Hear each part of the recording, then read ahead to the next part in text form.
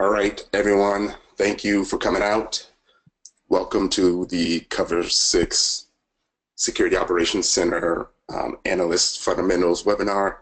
My name is Tyrone Wilson. I am the CEO of Cover6 Solutions.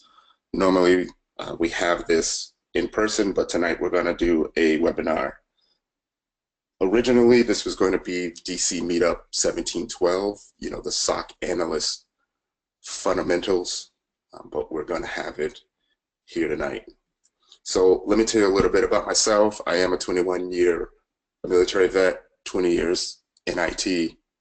As I mentioned earlier, the CEO of Cover6 Solutions. Have a few certs.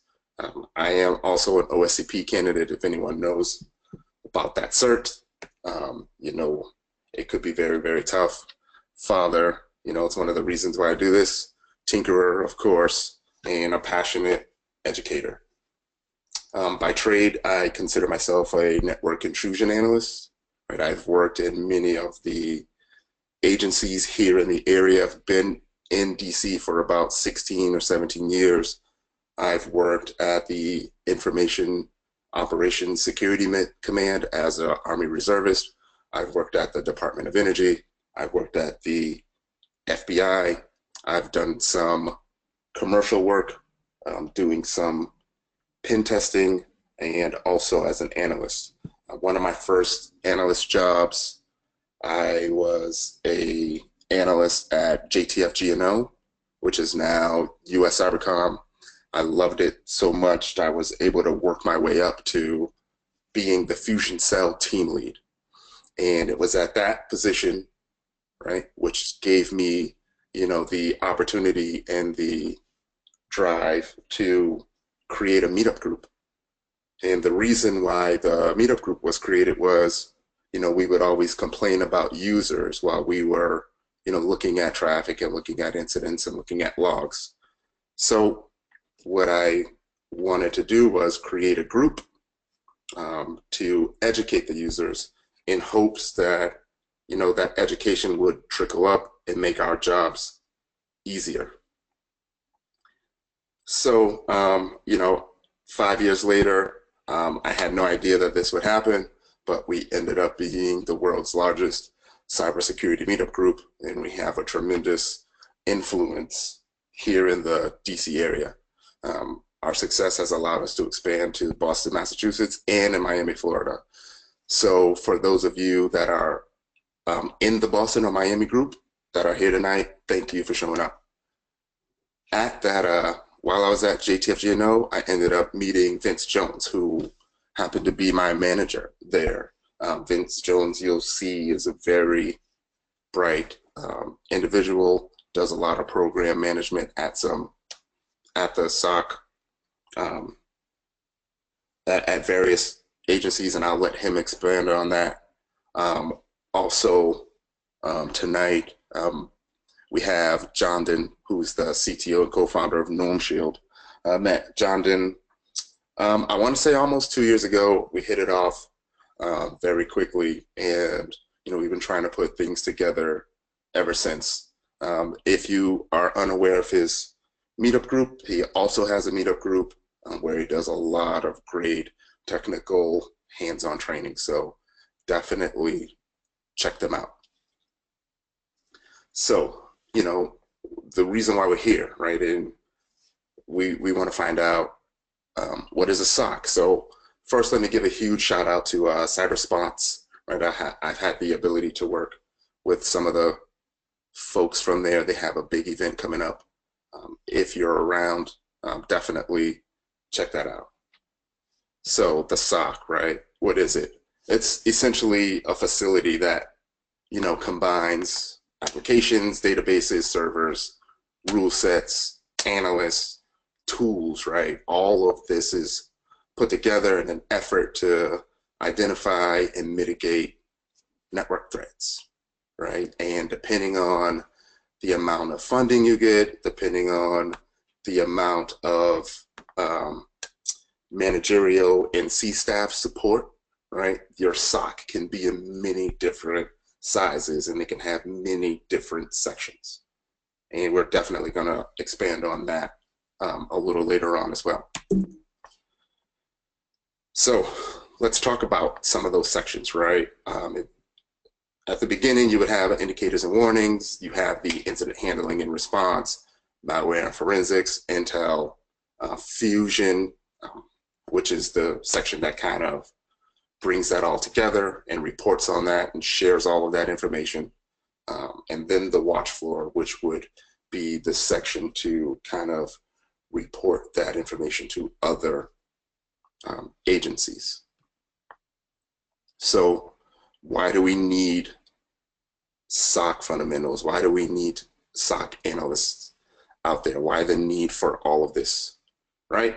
Because breaches, that's why, right? We definitely know breaches happen, right? There's breaches that are going on probably at this very second. I've attached some URLs down at the bottom of the screen that talks about, you know, the worst breaches to date and some of the worst breaches of all time. Also, you know, you end up losing IP, losing important information, important data. You have software out there and insider threats. So let's talk about that for a little bit, right? You know, you have offensive tools, defensive tools, script kiddies, right? Sometimes I call hacking creative laziness, right? There's things that become repetitive, right? And things that people would like to do to take control of information on people's machines. So they learn to manipulate software to take advantage of vulnerabilities and viruses and people's tendencies to either get the information that they need or perform some type of threat or some type of attack. So why are we here, right? So personally, you know, and it's probably just me, right? I feel like I have this inherent need to secure the world. And okay, so maybe not the world, but I feel like I have this need to try to secure everything, especially if it's my environment, if it's my home, if it's my work network. I feel like I'm at, you know, what they call the tip of the spear. Nothing gets by me. And you can end up being really, really, really compassionate about it all. And you feel, you know, you feel some type of attachment to your environment and to your network. And you know, admittedly, sometimes it's really, really hard to let all of that go. So I throw this out, you know, I always have conversations, you know, at home, right? Because, you know, I'm also an information security professional. And, you know, we have this running joke at the house where, you know, they'll ask me a simple question like, how was your day? And I'd say, why are you asking me all these personal questions? And, you know, depending on how deep you get into this and depending on some of the things that you find, some of the things that you end up getting involved with, it can really tend to kind of freak you out a little. And sometimes you may not want to share, you know, information on yourself like that. Me being a public figure, I know that I have to, but, you know, it's good to have an extra eye on some of the things that are going on. All right, so just as an overview, right, what does a typical day look like for an analyst? Well, I know for myself, right, the first goal is always just to wake up, right? Next, you know, there's going to be a lot of InfoSec feeds, right? There's Krebs, there's blog posts, there's podcasts, there's Twitter feeds, right? There's text alerts, there's emails, right? It can get really, really overwhelming. That's why what we're going to try to do is try to put all of that in one place, right? Go to work, you check those emails, right? Even the ones that you didn't get to yesterday because you're on your way home, you know, traffic stinks, right? Maybe depending on your work environment, you have that ability to check emails from home or on your way to work. There's going to be a lot of reports, right, that come out. And once you get up to date on all of your report feeds, right, from all of these different agencies and different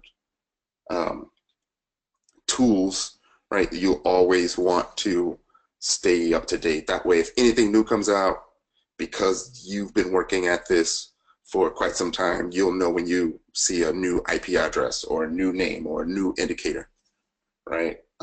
These things are gonna tip you off really, really quick, right? You'll have a database, right, where you can check the past correlation and past attribution.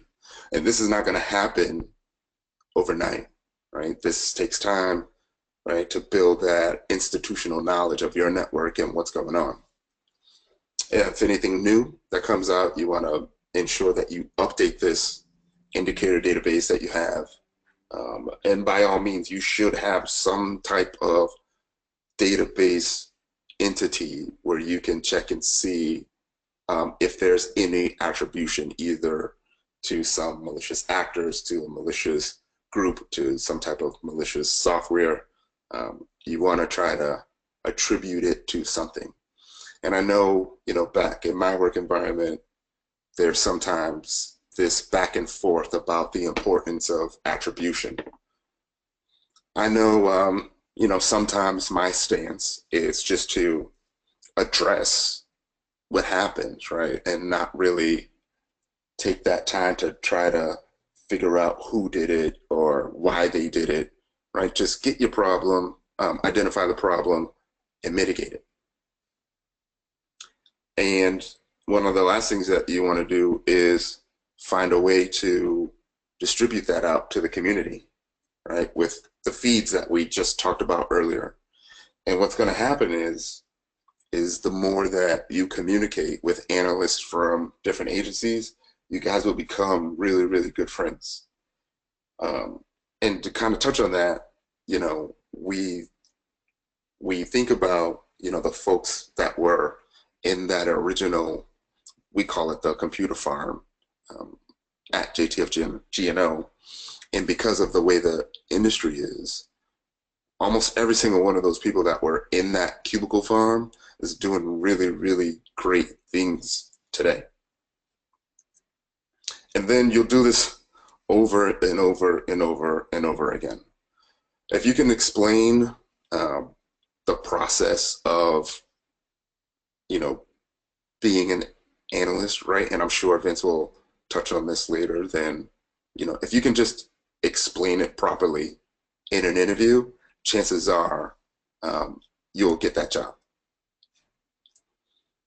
And speaking of jobs, I know, ideally everyone likes that cushy remote job that they can get and work from home and maybe have another job or a third job or a fourth job.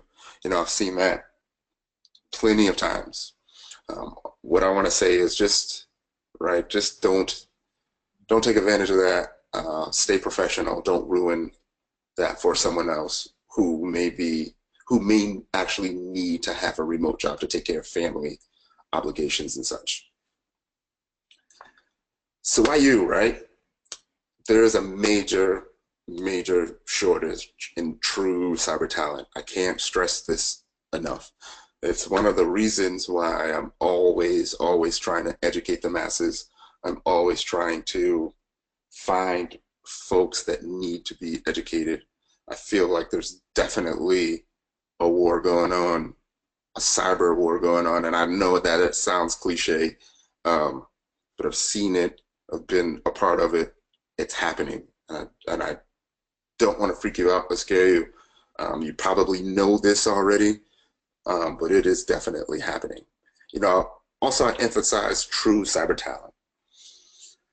And I hope I explained this right, but one of the reasons why, I threw that in there is because, there are folks that make that transition to cyber because, it's easy. And admittedly, it can be a lot easier than other jobs. But don't do it for the money, right?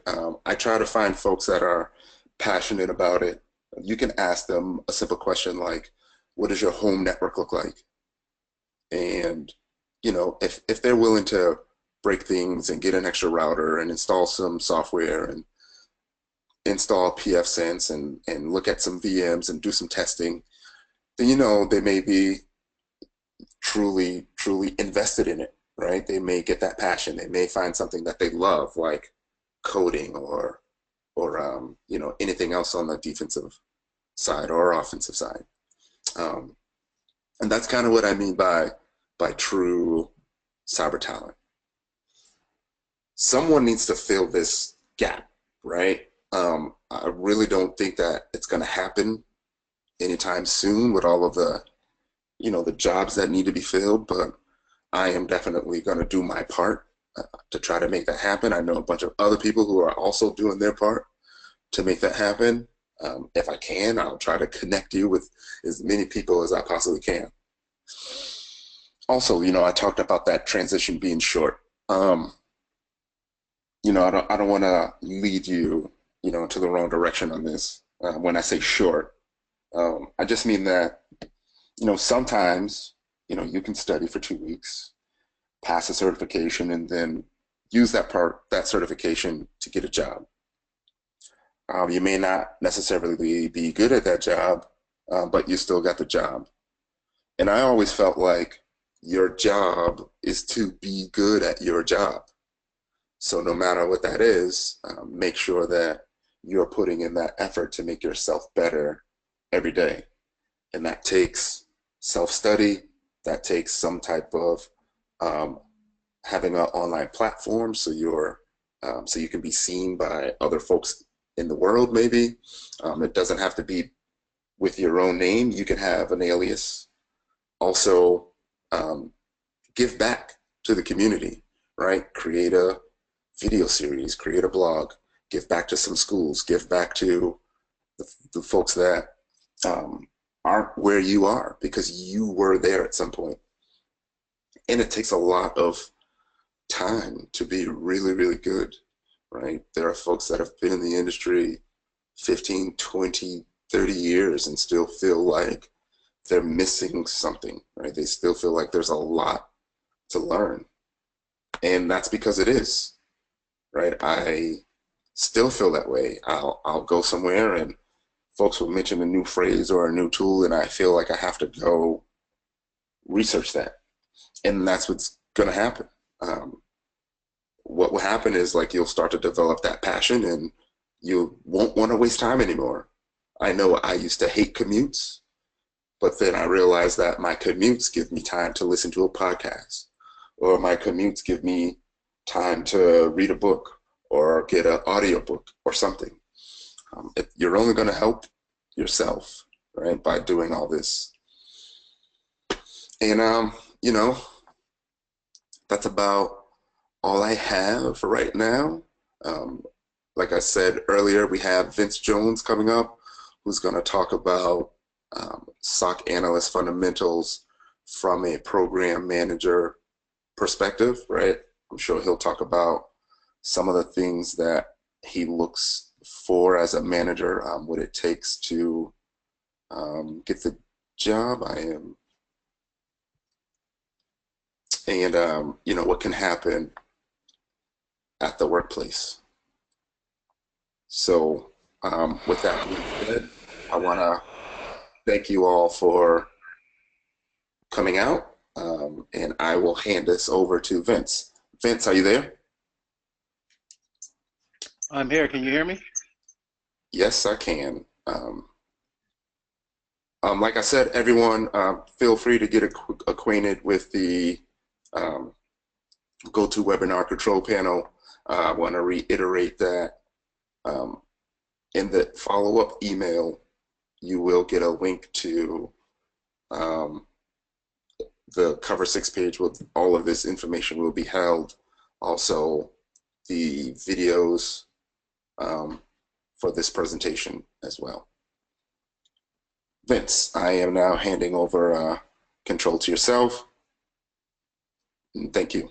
Everyone, Vince Jones. Okay. Just one more mic check. Ty, can you hear me? Yeah, I can hear you. I can hear you. All right. And I'm just gonna assume everyone else can. Uh, so good afternoon, everybody, or morning or evening, depending on what part of the world you're checking in from. Um, so just a couple of disclaimers. I've done several brief speaking engagements in front of people and live in front of them.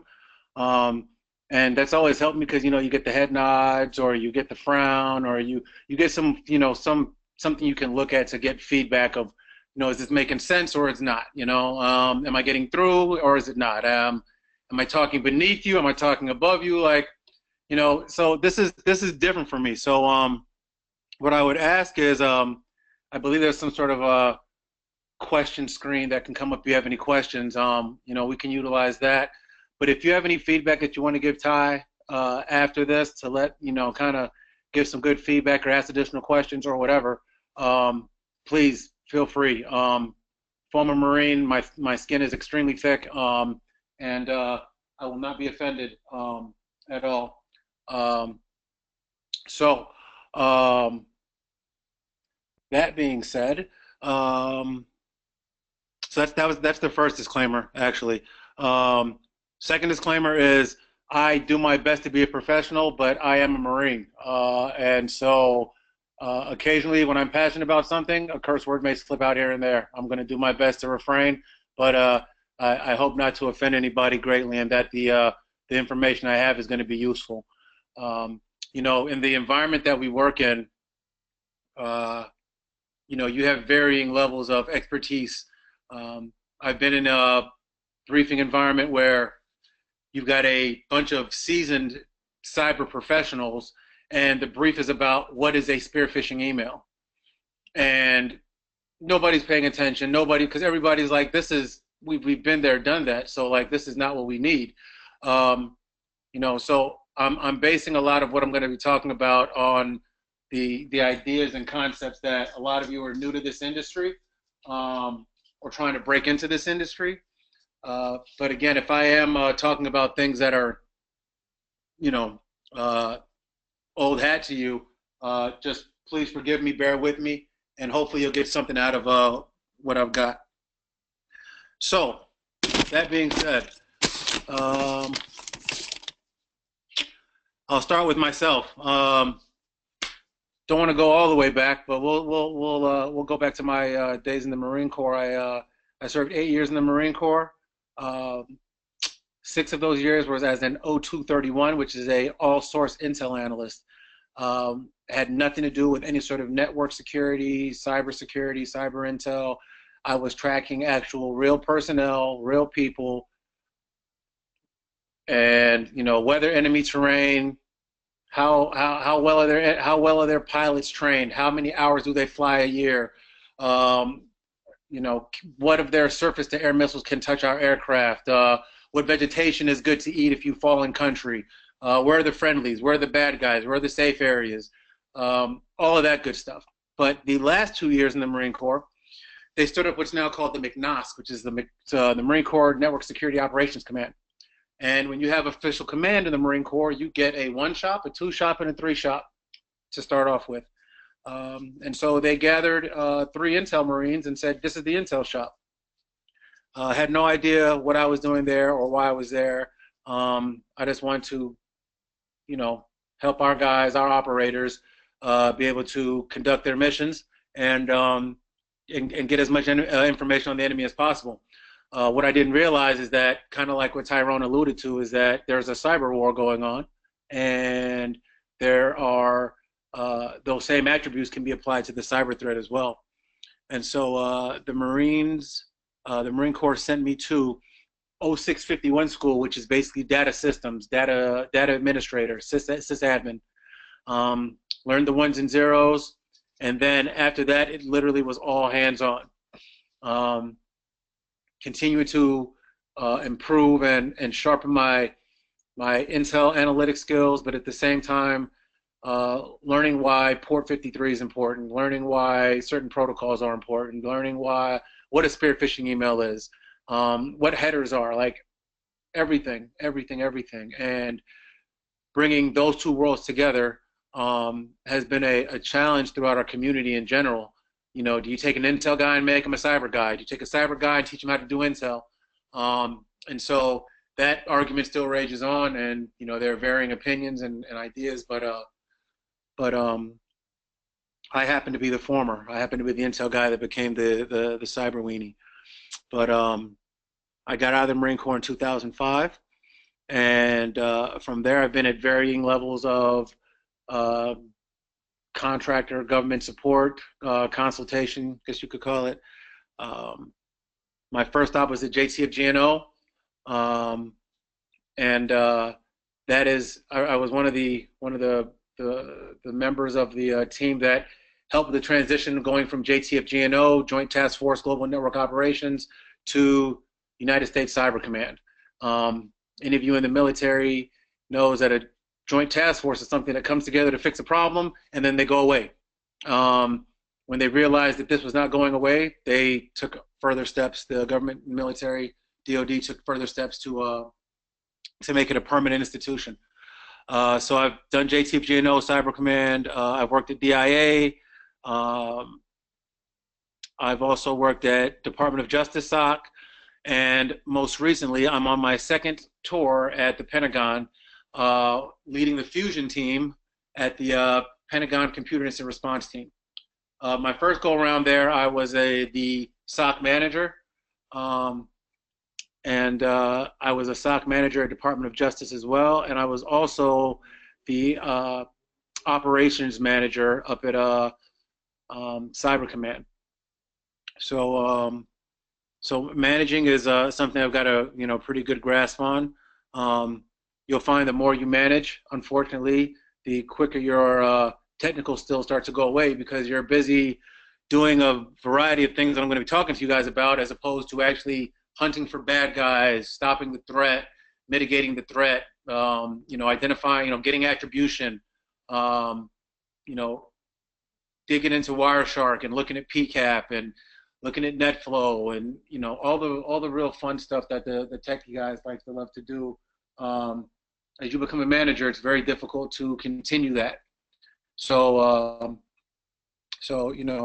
it's there are a few tracks you can go as far as progression from ground zero to the top floor, but I seem to have a proficiency in managing and moving bodies around and making sure that the overall ship is going on, is on course.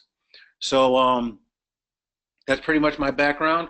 I most recently in January of this year started my own company, Astreas Technologies. We are in the infancy with a grand total of 1 employee, and I'm learning the other aspect of things, the other aspect of this contractor / consultant relationship with the government and the military, and I'm still learning a lot, and taking my experiences as a employee and making sure that I run things the way I would like them to be run. So it's good to have some autonomy and some control, and I will. I'm actually on my first official contract at the Pentagon, and I'm working on building some work at the Department of Justice as well. So I'm at the infancy. I'm brand new baby boy with a cage code, a DUNS number, and a tax ID. So I'm crawling and working on getting my way up that ladder again. So that's where I am as far as my experience and where I come from in my background. So let's move on to what Tyrone was alluding to earlier, which is, what is a SOC, right? So I've never quoted Wikipedia before, but I have an opportunity now. And I just want to kind of see what the average person is looking for when they look up what is a SOC, right? So a SOC is an information security operations center, is a facility where enterprise information systems, websites, applications, databases, data centers, servers, networks, desktops, and other endpoints are monitored, assessed, and defended. That's maybe a little oversimplified, but I think that really covers a lot of what it is. Um, so let's get into some of the aspects of a SOC. And mind you, I can only speak to my experience. Some of you may have other experiences, especially coming from the commercial sector or the education sector. But what I'm bringing to you is my knowledge and experience as a defense contractor to the Department of Defense and to the U.S. government. So what typically happens is you have your IDS IPS team. This is your first line of defense. This is where you find your defense stack. This is where you find your tools that are lined up to identify malicious traffic, block malicious traffic, quarantine hosts, things of that nature.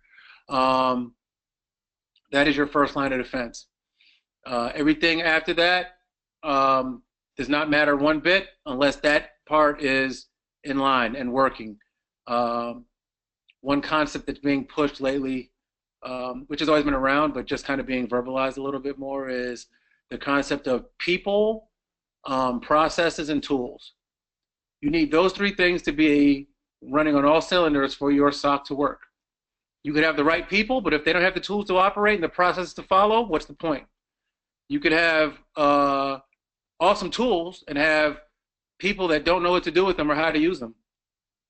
You can have great tools and great people, but if there's not a process in place to actually use those and build a daily battle rhythm, then you're screwed. So you have to have all three.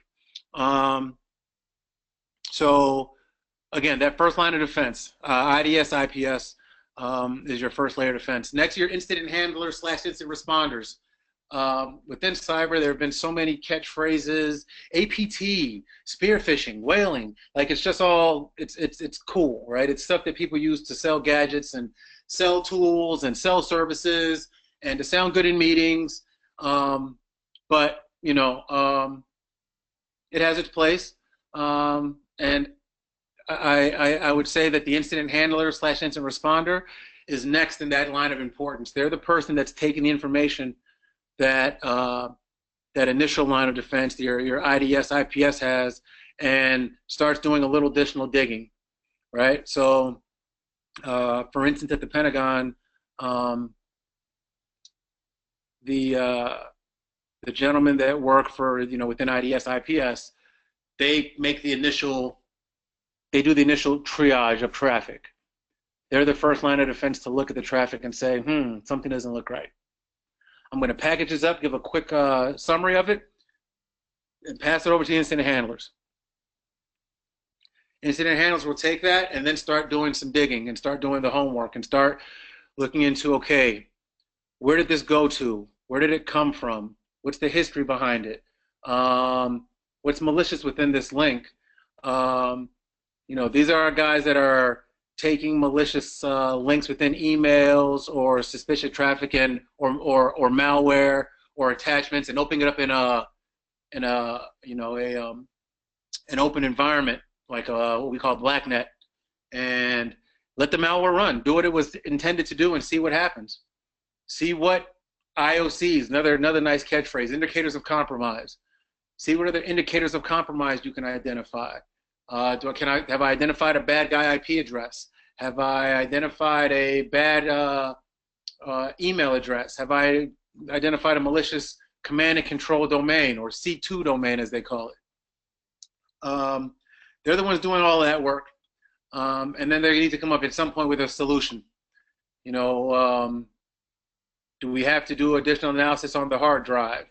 Did the email even get through? Who else got it? What sort of blocks can we implement to our IDS, IPS to not stop this from happening again? So they're doing a bulk of that work. Then you have your fusion / intel team. And this to me is the fun stuff. So one of our, within DoD and .gov, one of the biggest concerns is nation-state sponsored activity, right? And this is usually where we get our APT terminology from.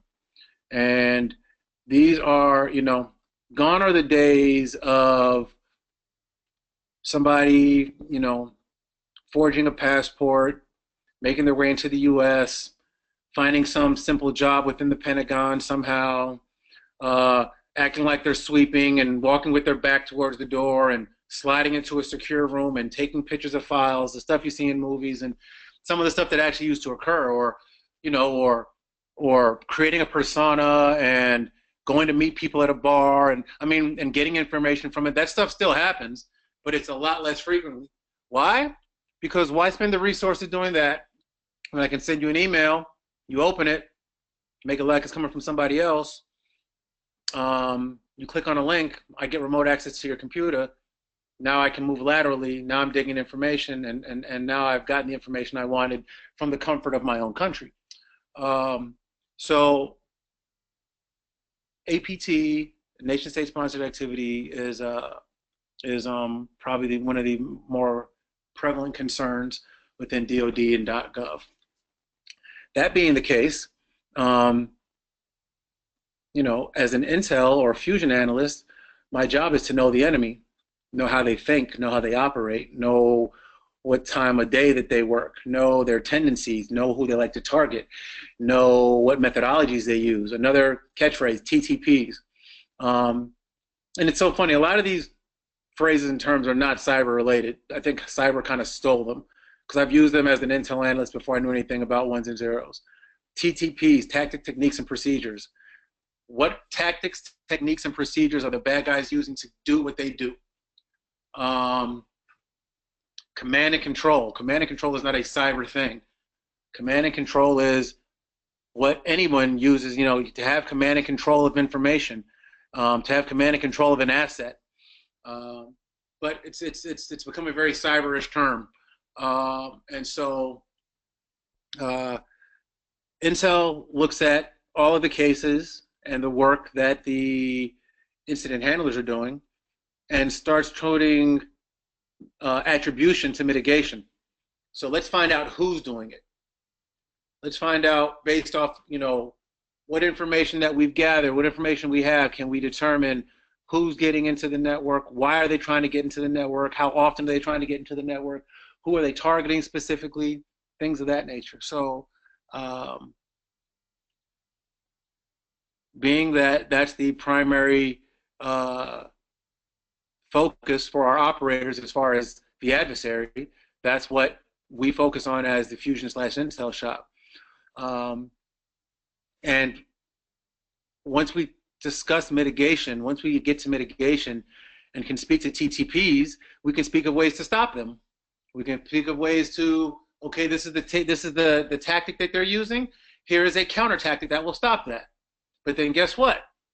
Then they try that tactic again, it doesn't work, so they move to the next one. Then we identify that and we stop that. It's cat and mouse all day long. Where we win is where we minimize that time between when a new tactic is being used and when we identify it and when we create that countermeasure. We want to minimize that window as much as we can. And that's another part of the job of the Fusion team, is to identify those new TTPs, quickly come up with solutions, and present them to leadership, and work with leadership and incident handlers and operations to figure out ways to stop it quickly, and then prepare for the next, because it's never going to stop. The bad guys aren't going to say, oh, they're not taking emails from this account anymore. I guess I just better go back to my other job, my day job now. No, well, let's try a new email. In fact, let's try an email that's got something kind of named, I don't know, Pentagon.us. Yeah, that sounds really good. So it's just a lot of different things that the adversary is doing, and this is how Fusion is used within a SOC. So let's say we get to the point where we're identifying a host, and we need to dig into that host and see exactly, yes, there's evidence that a bad guy was on here. There's evidence that he exfiltrated data. There's evidence that he dropped X amount of files, right? Who's going to do that? That's where your forensics team comes into play. Your forensic team, those guys are amazing. Our forensics guy is a wonder, a genius. Well, maybe not a genius, but he's got his PhD in forensics, and he's very good. but he helps me tell the story. So Vince, based on the information I see on this host, I see that the user was reading a PowerPoint slide and clicked on this link, and that link took him to this site. And from this site, this tool, this file was dropped on his host, and that whole story, because that's what you're doing. You're telling a story of what happened, what occurred, and then how you can stop it. So that's where forensics comes into play. Now let's say there is a specific piece of malware that's identified on that box.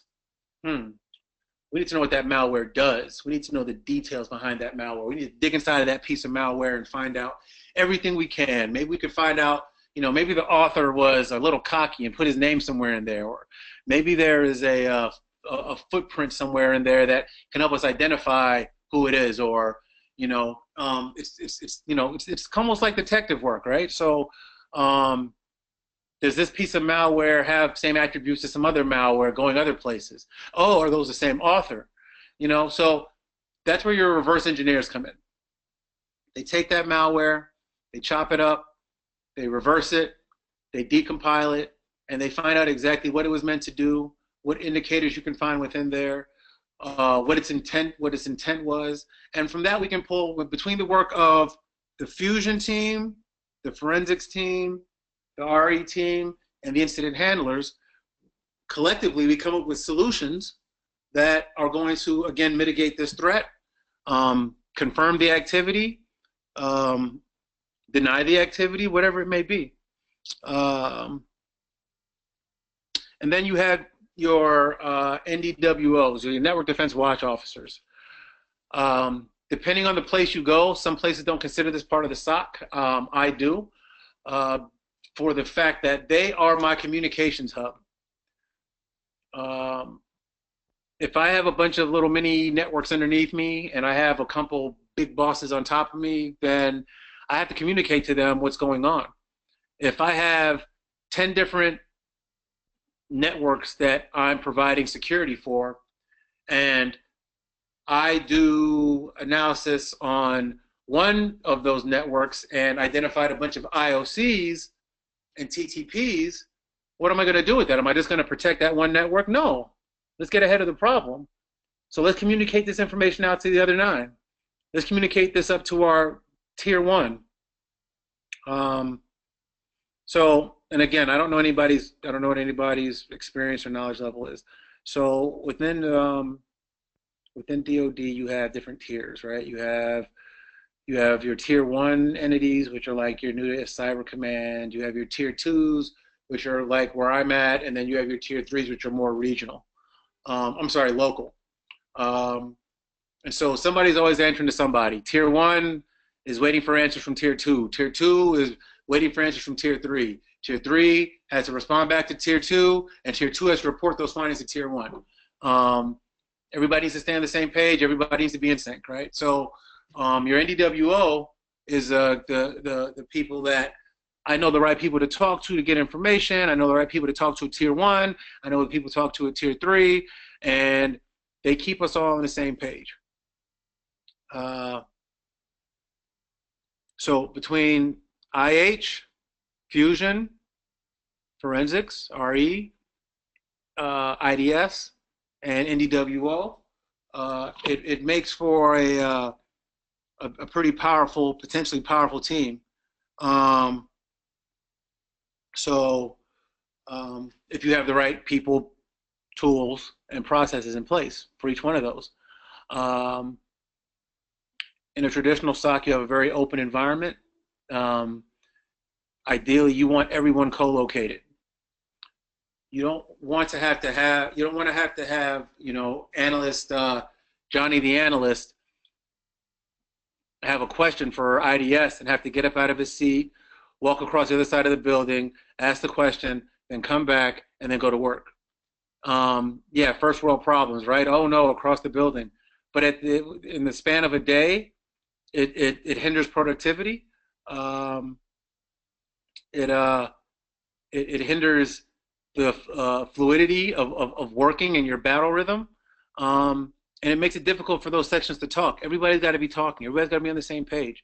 An ideal SOC is a big open watch floor where everybody can see everybody. and I can say, hey, I'm Fusion. Hey, analyst Johnny, you're working on this case, right? Hey, did you see blah, blah, blah? You know, I want to be able to talk to him quickly, and he should be able to respond quickly. I got something I want to implement for block. I want to be able to just get it to the IDS team quickly and say, hey, here's what I need blocked. You know, not send an email and wait and hope somebody answers and not have a name to a face. So, quote unquote networking, not cyber networking, but networking is in knowing who you're talking to, shaking hands, business cards. You know, that is essential. We'll get into that a little bit later too. But that's kind of a brief description of how that works. Real quickly, I can take you through a quick example. So, actually, you know what? I'll come back to that in case, you know, because I don't know how much time I have or if I'm going to run long or whatnot. But those are your sections of your SOC, and those are how they work together. I'll give a case study of a case and how it goes from point A to B to C to D to E to F, and if we have some time afterwards. And Ty, just please chime in as my time's getting short or if I'm going over. All right, so those are your sections. All right, so next, SOC manager responsibilities. What is it? What is a SOC manager's job? Why does he not get to play with the ones and zeros? So I've listed a few things. COP, common operational picture. You have to have situational awareness as a SOC manager of everything that's going on that is relevant. You have to have situational awareness on what is relevant. One of my favorite phrases is, if everything's important, nothing's important. We can't all be special. All cases cannot be important. There has to be varying levels of severity, of sophistication, and of priority. So you help that create that common operational picture for leadership. So they can say, okay, we can talk to this one person, and they can say, Vince, where are we at with case A? Boom. Forensic is looking at it. They haven't found anything. Ari chopped up the file a second ago. Like, they got to be able to, you have to kind of have your pulse on a little bit of everything, which is why you don't have the time to sit and to dig in an individual case. Because you have to have your jack of all trades. You have to know a little bit about what everybody does and to be able to facilitate and help them when that time comes. Communication with leadership. Leadership doesn't want to have to go to analyst Johnny to find out what's going on. Leadership doesn't want to have to talk to the forensic geek that is digging in the hard drive. And to be completely honest with you, a lot of times those analysts don't want to talk to leadership. They're very technically sound people. They're very technically capable, competent and capable people. A lot of times they're not the best at dumbing things down for leadership who may not necessarily be as technically competent, right? Leadership can be the owner of a company. It can be the person, the 3-star, 4-star general that's in charge of an entire base. He doesn't give a crap about port 53 and that's DNS. Why is DNS traffic going on? He doesn't know and care about that stuff. Someone has to explain to him what that means, why it's important, and why he needs to care. That's what your SOC manager does.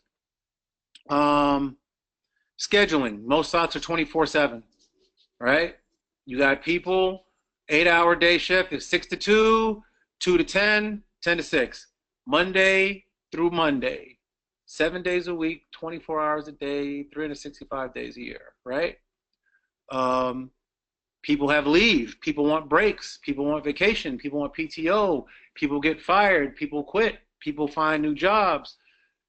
Part of the SOC manager's job to make sure that everybody is where they're supposed to be. Everybody, and leave is accounted for. And when someone takes leave, that someone else is backfilling them. So scheduling. Statistics and trends. Bosses want to know, hey, I'm spending all this money on all these tools and people. Is it working? Am I more secure? Yes, you are, sir. How do I know? Show me some numbers. And you know, if you're a good BS artist, you can give him all kinds of numbers to make him feel warm and cozy about what how his network looks. If you're a competent, capable consultant, employee, analyst, what have you, you're going to do your best to collect numbers that are relevant. But it's garbage in, garbage out.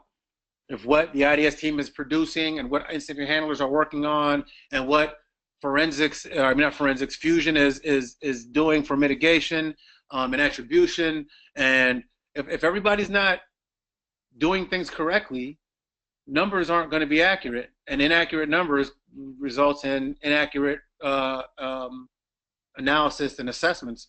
But again, trending, right? Sir, we're seeing an uptick in targeted spear phishing emails, targeting kernels and above. Oh, interesting. Okay, that's a trend. That's something good to know. Maybe we need to get all the kernels in one office and brief them and let them know that they are potential targets, right? So trending does a lot of things, you know. But again, like I said, numbers can be used the way people want them to. I can show that there are less attacks occurring, but does it mean that I'm more secure? Well, somebody that just wants to hear good numbers can hear, well, sir, yes, last month we had 300 attacks, and this month we only had 100. So, yes, the adversary is going away. We've cut our attack surface by, you know, whatever, a third. But when you dig into those 100 targeted attempts, they were highly sophisticated by highly sophisticated threat actors. They were successful at a level that the ones last month were. So there are different things that you implement to say, yeah, there were less, but they were more severe. So, yeah, although they're less in numbers, the severity is worse. So, you know, you have to be able to explain it to your bosses and give those statistics and trends. New technologies, new tools, right? Probably once every other week, I'm sitting in a vendor meeting with a company that's got the latest, greatest whiz-bang IPS, IDS, data collector, Intel threat platform, NetFlow analyzer. I'm going to automate your whole SOC, and you won't need all these many people. You can save money. And the bosses are like, ooh, save money, less people. Yeah, let's do it. Let's do it.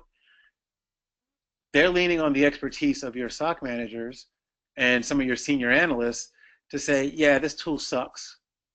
Or, okay, let's listen to this spiel about this tool. Does it do this? Well, can I use it in this sort of environment? Well, how much data does it retain? How much storage data does it have? And then you start poking holes in it, and you're like, oh, you guys aren't even really done with this tool. Oh. So, or yes, it does everything you can see you said and more. Boss, I say we buy it. It's worth it. Let's get it. It's worth the money. Or, yeah, boss, this is awesome. But guess what? I know 5 other tools that can do that for half the price. Or I know a third tool. I know a 6th tool that is online for free. So having situation awareness on what tools to buy, right? Because that's how you as a SOC manager empower your analysts and keep them happy. Analysts want tools to play with. Analysts want resources to leverage. You have smart people, you have great processes, and BS tools. Guess what? Your analysts are going to say, you know what? This is cool. I'm getting a paycheck, but I can get a paycheck and do something meaningful somewhere else. So I'm out of here. Like something else Tyrone alluded to as well. There's not a lot of us competent, capable security professionals. And those of us that are, we kind of know that. And so things aren't going right at job A. I'm not happy. I'm just going to leave. There is work. There is work everywhere. And not even on any sort of braggadocious platform, but if I drop my resume into Monster or Career Builder or whatever, I will have emails tonight. Not because I'm so hot and because my crap doesn't stink, but because there are recruiters that are doing searches in these databases, cyber plus Intel plus government. Ooh, Vince Jones. Hey, we have a job and we thought you might be interested. So you want to make sure that the tools your team has are gonna empower them to do good work and empower them to find bad guys and to stop the threat. and to, do their job. Otherwise, they're going to leave. Staff assessment, constant process, never ending. You are constantly analyzing and assessing your analysts. How well are you performing? How many cases are you working? How many days during the week are you here? How many hours are you working? Why are you never not here? Why are you never taking a break? Are you happy with your shift? Are you happy with your coworkers? Are you happy with this room and the lighting? Right? There are certain things you can control and you can't control, but you want to keep your people happy. Are you going to keep everybody happy? No. There's always going to be somebody to bitch. Always, always, always. No matter what, you will not keep everybody happy. And as a manager, if that's part of your goal, you're going to lose. And you're assessing staff for what? For a few reasons, right?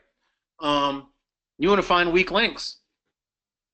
Chain is only as strong as its weakest link, right? So you got to find a weak link. You got to find your weak links and do one or two things with them. Point out their deficiencies and make them better. Give them the guidance, give them the direction, give them the assets and opportunity to make themselves better. Do that, let them work, reassess. Oh, you're getting better. Do that, reassess. Oh, you're getting better, and eventually you get to a point where the assessment is just, hey, great job. Like, now I have to find something bad to tell you because everything you're doing is so awesome. So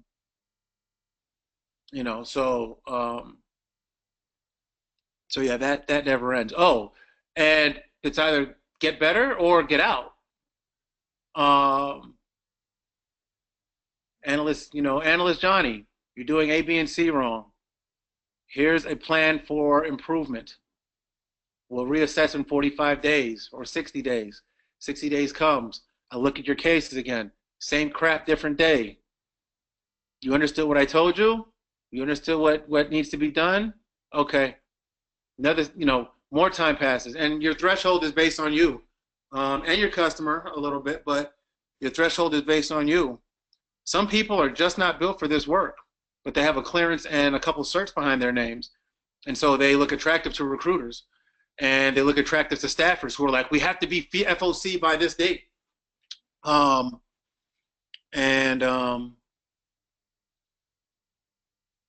Whether it be laziness, whether it be ignorance, whether it be, whatever it is, you give a person X amount of opportunities to succeed or to hang themselves. And at that point, you have to remove them from the contract and find somebody who is competent. Because at the end of the day, their incompetence will lead to successful intrusion attempts, which will lead to assets being compromised, which will lead to money being lost, which will lead to potential sensitive information in the hands of bad guys, which will lead to you as the SOC manager being removed because you have clearly not found a way to manage your team correctly and to have the right people on board. And I've seen it. You know how it goes.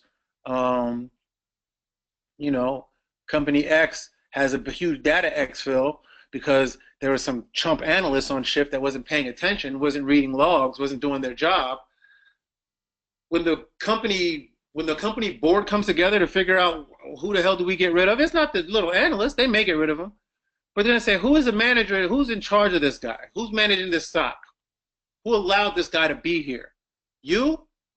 My CISO? My CIO? My SOC manager? That guy? Yeah, you got to go. I was on vacation when this happened. Nah, too bad. It's under your watch. So, assessing staff is important for your own job security and for the security of the network. And last but not least is staff training. I'm a huge advocate of staff training. Nobody anywhere is going to work and working 8 hours straight the entire day. You take lunch breaks, you use the bathroom, You hop on Facebook for a minute, you check your banking account, you step outside, get on the phone. You know, some days are worse than others. There are days where you're spending 16 hours behind a keyboard working something because it's a very important, very big and high visibility, so forth and so on. Some days are super slow and it's like, I've only been here 2 hours. It feels like 30. What am I going to do with my life?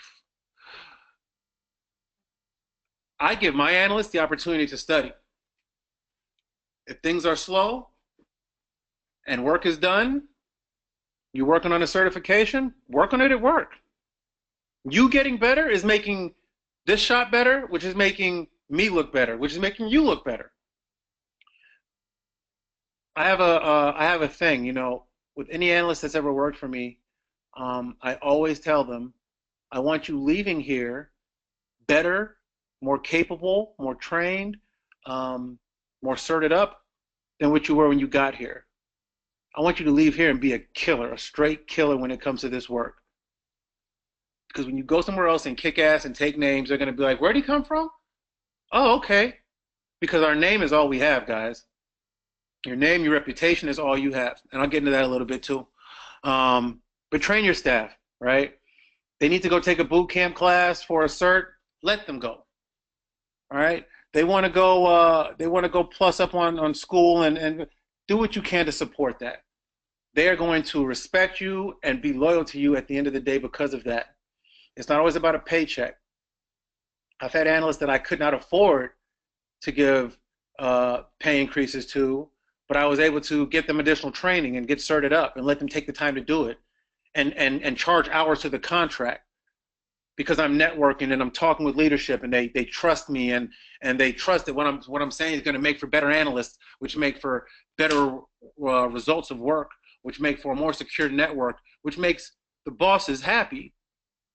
So sometimes it takes some convincing, but you know, you got to give your analysts the room to be trained and to grow and to get better. And growing sometimes means leaving. You search somebody up, they've been with you for 3 years, and they're like, I found the dream job. You don't guilt trip them and I did this for you and I need you and we need you to stay on it. No, you wish them well, you find another smart analyst and hopefully help them. I'm sorry, hopefully they help you find somebody competent because ideally you will have built that loyalty into your organization and your mission because they don't want to see the place fail. And that's how it gets done. But you know, I've seen it way too many times where it's like you guilt trip these analysts who don't know any better, who have found their dream job, who have found their job that gets them work from home, found their job that's 2 blocks away from the house, found that job that is in that discipline that, you know, what they've always wanted to do, found that job that is paying them $20,000 a year more. And you are worried about your network, your selfish needs, and your wants. Like, no, you got to let your analysts grow. And sometimes growing means leaving. Now, don't get me wrong. If there's a way you can make them stay and be happy, then work that angle. But, you know, don't make someone feel bad for leaving. Don't make someone feel bad for growing, for expanding their career. Because I've seen that a lot, and it's really just it's kind of pathetic. And it kind of means I think you suck as a manager too, because you need to go find other people. You found them, find somebody else. So management responsibilities in a really big nutshell. So that's that. So Tyrone, how am I doing on time so far? Am I going too fast, too slow? What are we looking like? You're doing good. I just wanted to make sure you address all the questions. There might be 2 or 3. Okay. So when I started speaking, Ty, the little question thing went away. Okay. Let's see. I'm not sure how to bring it up. Also, so maybe. Go ahead. Oh, go ahead. Actually, Ty, you know what? Do you have the questions in front of you? Actually, yeah, I do. So I have 4, but I just wanted to let everyone know that while Vince was speaking, he was merely just speaking. There was no slides at the time. I know we got a lot of questions about that. Okay, yeah, sorry about that, guys. Yeah, no slides, but there will be follow-on slides that Ty's going to get out to you by the end of the week. So yeah, we will have follow-on slides that just kind of list a lot of these topics that I've been discussing. Okay, So if there are any questions besides why are there no slides, what are the questions? Are there any other questions besides that? so there was four questions, and I'll try to put them all out really quick. One Okay. was, can you repeat the main components? There was another question that talked about when you mentioned co-location, they thought it would be one place. Can you clarify about co-location? Okay. All right. So real quick, so the sections again, you have your IDS/IPS. That's one. You have your incident handler / incident responder. That's two. You have your fusion/intel. That's three. You have your forensics team, 4. Your reverse engineering or malware team, 5. And your network defense watch officer.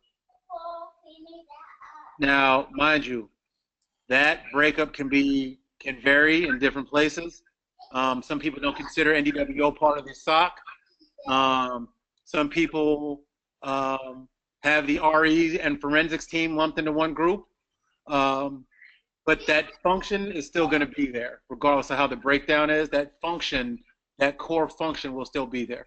The other question, as far as co-locality, when I say when I say that, I mean I want to be able to turn around and talk to the Fusion guy as an incident handler. As a Fusion guy, I want to be able to quickly be able to talk to the Fusion guy and have him somewhere physically near me that I can reach out and say, hey, how are things going? Where are you at with the analysis? Hey, I found this. Maybe it can help with your analysis. When parties are physically separated, I found that it becomes more challenging, even with technology of, like, Skype for Business and Jabber and emails. Like, it becomes I have a question, but I have to wait. And so I think the co-locality is the idea that we all are on one big watch floor, ideally. If not one big watch floor, I don't really have to go too far to actually be able to talk to a fellow analyst that is helping work a case or working their portion of that case. So that's what I mean by co-located. I hope that answers the questions, guys. Ty, any other questions? So there was actually 2 more questions really quick. One is to clarify competent and capable, and another one was asking what SIM tool to start with. Okay. Competent and capable. So that's kind of cool, because it actually leads me to the interview process. So I'm going to save that question. I'm going to go through the interview process, and hopefully what I mean by competent and capable will be revealed. And whoever asked that questioning, if you're listening, once I get done with the interview process piece, if it didn't answer your question, I'll do my best to try to address it another way. But if it does, just shoot a little message to Ty or on the question thing and say, hey, great, got it, we're good. As far as SIMs, within DoD, the standard has been ArcSight. However, ArcSight knows they're the standard, and I hope there aren't any ArcSight reps on here. I don't want to talk bad about the product. It's a good product. It's a great product. But it's not a cheap product. It's a very expensive thing. And it's a big turnoff for bosses when they're talking about getting a SIM platform. What I'm starting to see as far as trends is a movement to Splunk. Splunk is being used as, like, I really don't believe there is a one-stop shop for anything. But Splunk is coming pretty damn near close to being able to provide so many resources and so much capability, that I've seen in a couple instances where there's being a move to push for Splunk to replace ArcSight. But if I had to start in 1 or 2 places, I would start with Splunk and ArcSight as far as SIMs. Just for the sake of, if you're going to work within DoD or .gov, you're going to most likely run into one of those 2 as your SIM. and it will be good to say you have some experience with that. So I hope I answered that question as well. Any more questions, Ty? Ty? Yes, but I believe Jonathan's gonna address it. There was a question about threat hunting in a SOC, but you can go ahead and speak to the interview piece. Okay, cool. All right, cool. And I can speak. I got a little bit of background. We've recently started doing some hunt missions as well, so I can speak a little bit to that as well. So interview process, right? This is the people portion of your triad, right? Your people, tools, and processes. So when I'm interviewing, I do a few things. You know, if somebody may be interviewing for incident handler, but you may find that they have a skill set in something else through the interview that you have a need for. And so you can kind of try to move the conversation towards that depending on what their answers are and knowledge base is. But there are some basics. I've really only done interviews for IDS, incident handlers, fusion, and NDWO types. Forensics and RE, you know, those are two disciplines that are so technically savvy and technically, you know, the technical requirements and experience are so in depth that I feel I would be doing the organization a disservice by trying to interview for those positions myself. I would most likely have my lead for the forensics or fusion or forensics or reverse team with me, and I'd ask some basic questions regarding the person as an analyst in general. But as far as the technical, okay, how do you use IDAPRO to blah blah? Like, no, I need a reverse engineer or a fusion guy. I'm sorry, forensics guy to be able to speak to that and know that the information you're getting back is either BS or legit. But I always start with the basics. I start with networking. Are you familiar with the OSI model? Yes. Okay. How many layers in the OSI model? 7. Okay, what are they? Right? So you can ask that question to a lot of really smart people, and they're like, I haven't looked at the OSI model since, you know, basics, since I was studying for my Sec Plus or Network Plus or A Plus. Like I don't remember every single layer from like, are you? It's almost like it's so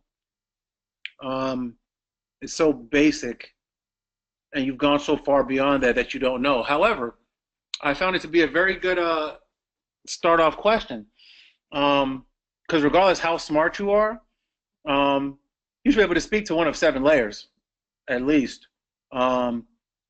Please do not throw sausage pizza away, right? That's the acronym for it. So it's not stump the chump so much. It's like, can you? And most people are like, presentation, transport. I'm not expecting you to quote off the top of your head, but you should have some basic knowledge of what. I mean, that's what our networking foundation is. You know, everything that's happening on your network is happening at one of those stages at some point. So you got to have some sort of knowledge base for that. Next thing I like to talk to is ask questions about our ports and protocols. If I say port 53, you say what? DNS. If I say port 25, you say FTP. Okay. Oh, no, SMTP. Okay, so, all right. So it's like, there are some ports and protocols that if you've done anything within a SOC, if you've done any sort of incident handling, you should know. You should know what 443 is. You should know what 8080. You should know what 80 is. You should know what 22 is. You should know what 445 is. 139. Like there are certain ports and protocols that you should know. If you've done any sort of analytic work, and so you know, it's like it's matching the resume with the questions.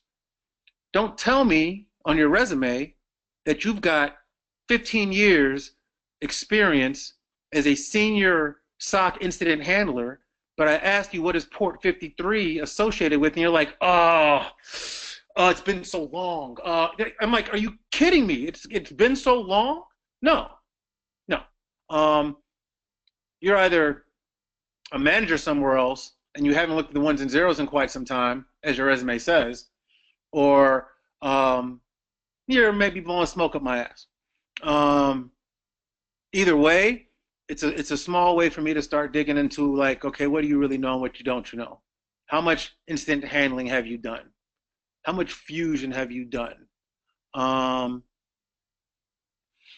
Cases work. I say, hey, so you worked on a SOC, you were an incident handler, great. So talk to me about a case you worked. What's the most difficult case you worked from beginning to end? Go. That you can remember. Go. And just walk me through the story. Tell me the story. Because guess what? Another part of being an analyst is dissemination. Explaining to me what happened. If you are a fire hot analyst who is as smart as I don't know what, and you're that computer guy, like, move, tickle the keyboards because you're super smart, and that's great. But can you tell me what happened? Can you explain to me what happened? If you can't disseminate, whether in written or oratory form, you're still valuable. There's a way I can use you, but it's something that you need to be able to do. And so, one, I get to find out what you really know about working a case, and two, I get to hear how you tell me a story. It's really hard to explain. You did the work, right? Or did somebody else do the work and you kind of oversaw it? Because that's another thing I find a lot of. Personally responsible for over 200 cases a day on my own. Oh, really? So you actually worked 200 cases a day? Oh, well, actually, I had a team of 5 analysts working 200 cases. Oh, okay. So of those cases, did you QC any? Did you work? Well, actually, I just made sure that they were closing them out. Okay, so you had really nothing to do with those. It's almost like the classic line you see in resumes where it's like, I was responsible for $10 billion worth of equipment. Really? Okay.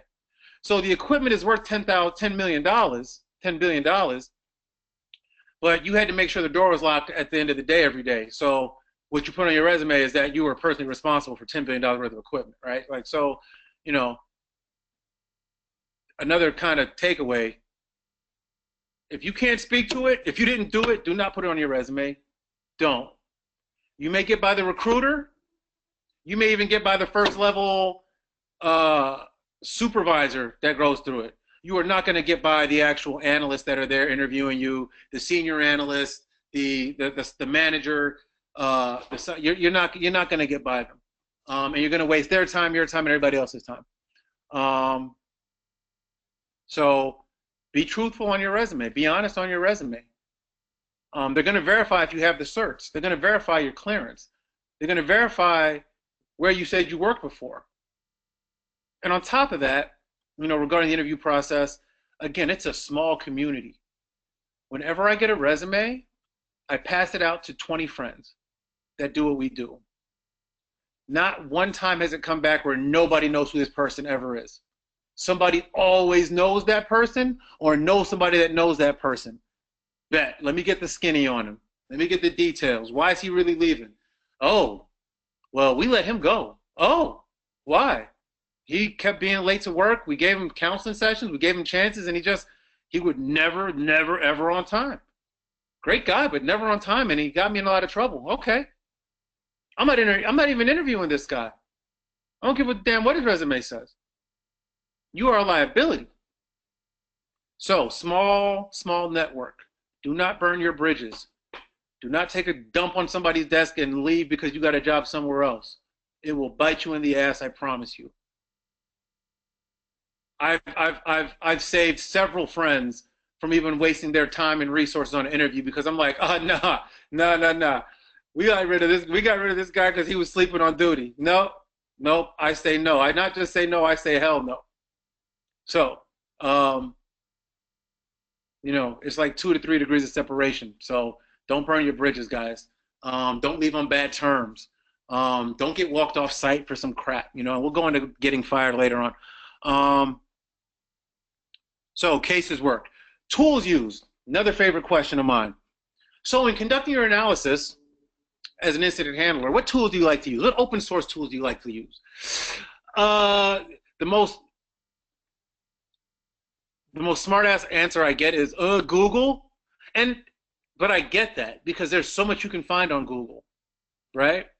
But if you can't speak to virus total, central ops, FireEye, eyesight, uh, um, URL void, IP void, if you can't speak to some of these tools that I know to be industry standards for any analyst, government or not, if your only answer is Google and then you're like on to the next question and you're I can't think of them right now. Okay. Um, I'm starting to question the validity of what you're talking about. If you've never used VirusTotal to confirm any sort of MD5 hash or tool but your resume is full of conducted analysis on A, B, C, I'm going to be very suspect of what you actually did, which makes me question your integrity, which makes me question why I'm even bringing you on. And that process, that snowball can start going very quickly the wrong way. So ask them, you're asked what kind of tools do you use? Speak to them, talk to them. How did you use them? Hell, talk to the tools while you're talking about the case you worked. So when I found this this IP address, I wanted to know what country of origin it came from. So I used blank to do that. I used RIPE, I used ARN, I used whatever it is. SOC experience. Now let me see SOC on your. And the thing is this too, like, I'm almost going into it with a. I'm as managers, guys, as SOC managers, we have to be extremely selective. Not a lot of some SOC managers aren't. And sometimes SOC managers get pressure from PMs and deputy PMs to bring on bodies. I recently as in like the last couple of years, was interviewing for a position, interviewed the guy, didn't like him, gave him a no. Interviewed the next guy, didn't like him, gave him a no. Management was like, you know what, Vince, can we sit in on these interviews? Do you mind if we sit in and just listen in and just kind of see the kind of questions you're asking? So it'll help us, guide the recruiters to get the right kind of people in front of you. Oh, okay, yeah, sure, cool. Do the interview? No. All right, Vince, so he kind of knew a few things. Okay. Would you say he's a 60% like solution? What do you mean? Like, you'll find that PMs and deputy PMs at times, they have bigger things than ones and zeros on their minds. They have dollar signs and zeros on their minds. And being fully staffed and charging to the contract and having open slots and open billets and making sure the government, hey, we've got 100% manning, we're all good, we're all ready, we're all cleared, we're all good. Sometimes that will supersede their wants for having qualified individuals. But me as a SOC manager, I'm not playing that game. And I'm doing everything in my power to talk those PMs into being patient, waiting for the right analyst. If I get enough push from a PM to continue to bring on bad people, then they'll lose one more. They'll lose me. Because now I'm making analysts as opposed to bringing on an analyst that is already capable and competent. So that's another issue, and it's an ongoing battle. And on the other side of that, guys, there rarely is the perfect ideal candidate. I get some extremely smart guys, but I'm like, this guy is arrogant as blank, or this guy is a real smart ass to be on an interview with, you know what I mean? Like, so, but his resume and his answers are flawless though, right? So it's like, there's no 100% solution most of the times. Usually it's if you can get to 80%, give them a chance. And even then, that 80% has to be the right 80%. Meaning that if he's 80%, he's a really great guy and he dresses well and he's on time, but his 20% is that he can't read PCAP, then no, that's a problem. So, yeah, there's no 100% solution.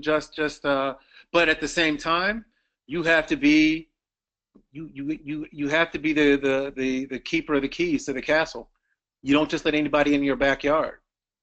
We used to read the resumes first. If the resume was good, then we would do a phone interview. If the phone interview was good, then we do a face-to-face interview, and then after that, then we bring them on. Oh, the phone interview is not enough? No, it's not. It's not. The phone interview is to see if I need to waste my resources and time on physically bringing you in, getting a room reserved, setting up the interview, stopping other workers from working so they can come help me interview. That's what the phone interview is for. Extremely selective, extremely critical, and we're not just letting anybody in the house. Because just like what I was saying with IDS, crap in, crap out. Now you're my problem.